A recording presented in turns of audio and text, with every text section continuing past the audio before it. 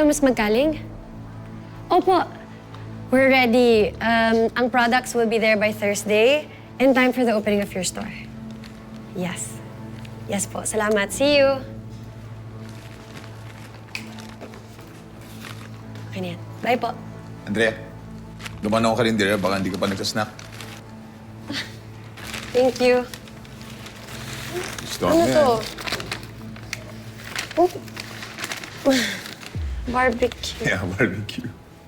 Naalala mo nung bata ka pa, pag nag-iihaw din ako, gusto mo, palagi tutulong ka. Pero hindi kita pinapayagan.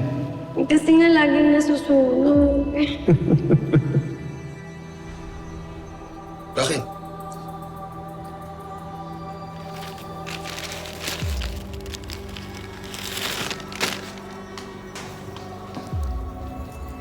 Saan punta?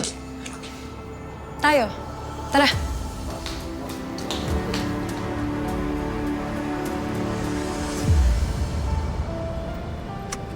bang bahay ito?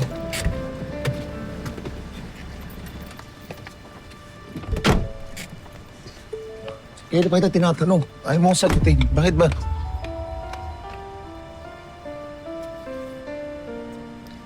Pigilan mo ako eh.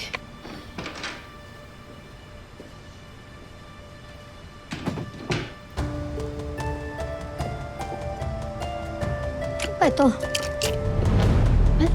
Anong ginagawa niya dito? Si tatay, pwede ko ba siya makausap? Nagpapahinga na siya. Pakisabi naman kay tatay nandito ako. For sure, pag nalaman niya yun, kakausapin niya ako. Sorry. Hazel, please. Kahit saglit lang. Hindi nga pwede. Tulog na siya eh. Sige na. Iuwi mo na yan. Tara na. Umalis na kayo. Ah! Andrea! Tay! Andrea! Tay! Andrea! Andrea! Tay, Halika na nga.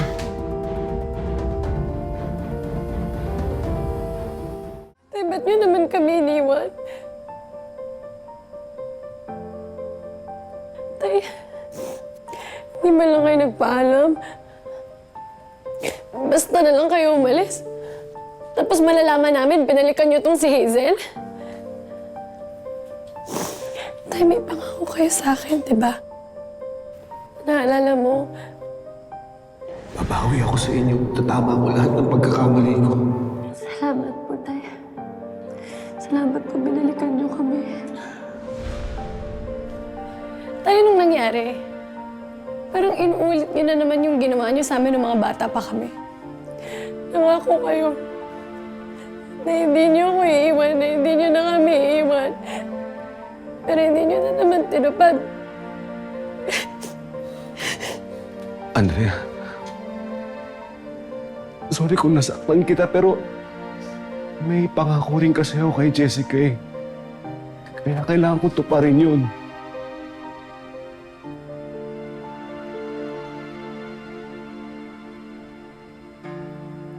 O, Felma, dinalang kita na itong lavender tea. Anong gusto mong pagtimpla kita? Si Didang na lang. Thank you. Sobra na ako nakakaabala sa'yo. Ikaw talaga. Felma, hindi to abala. Gusto ko yung ginagawa ko.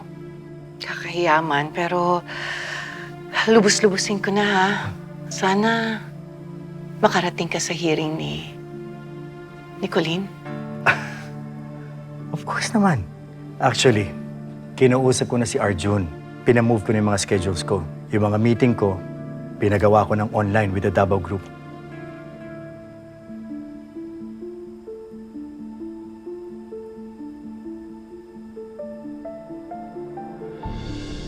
Thank you, ha? Malaking bagay yung suporta mo. Lalo na wala sa poder namin si Manuel.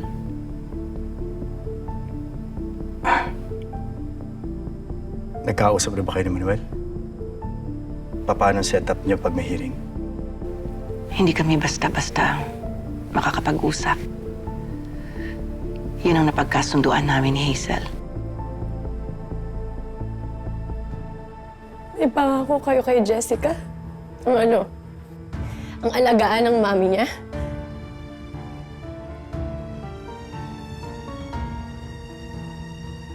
Kaya pala nag-advise kayo sa amin na matuto kaming tumayo mag-isa.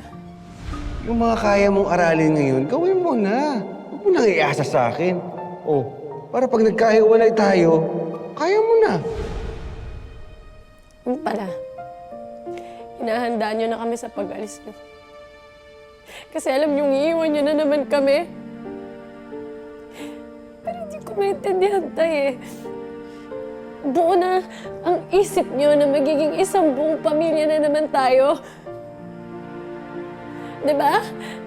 Kung kailangan mo talagang alagaan si Hazel, pwede mo naman gawin yun nang hindi kami iniiwan. I-check mo siya from time to time. Tawagan mo. Kung kailangan, bisitahin mo. Ha? Hindi Sandali naman nga, kailangan Andre. sandali.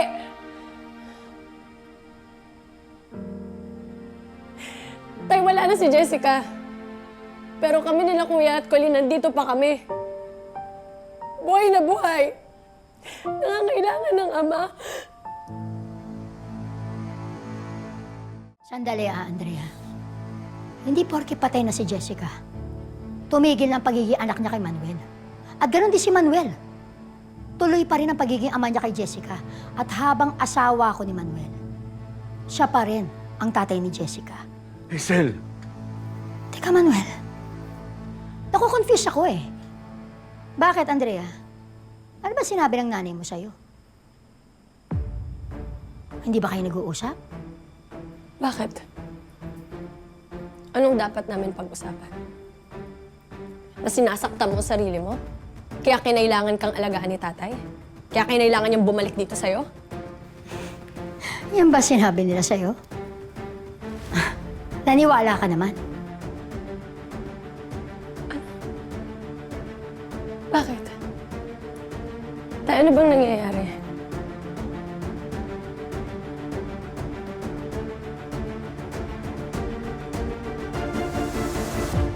Nasaktan ko ang damdamin ni Andeng kanina.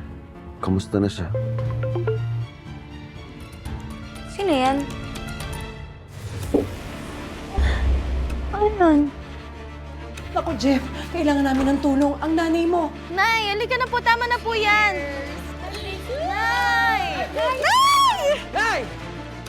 Tony, kaya ako kayo pinapunta. Kailangan ko na po talaga sabihin yung totoo. Anong totoo? Hindi tinulak ni Colleen si Jessica.